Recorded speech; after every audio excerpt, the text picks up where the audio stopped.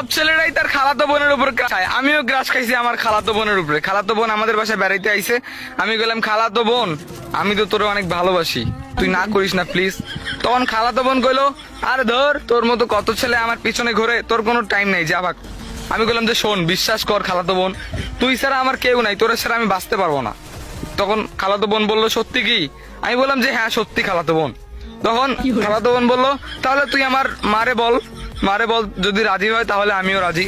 আমি বললাম ঠিক আছে। তারপর খালারে গিয়ে কইলাম খালা আপনার মেয়েরে আমি অনেক ভালোবাসি। যেহেতু আমার খালাতো বোন হন, মনে করেন যে খালাতো বোন যদি হয়, আমি যদি বিয়ে করি, সে তো আর বাইরে যেতেছে না, আমার কাছেই থাকতেছে। আর আপনারও তো অনেকটা উপকার হবে যদি আপনার মেয়ে সবসময় আপনার চোখে চোখেই থাকে, কি বলেন?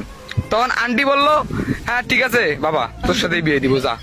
ওরে ভাই, খালাতো বোনের মাও রাজি, মানে আমার মায়ের খালা, না না না, আমার খালা।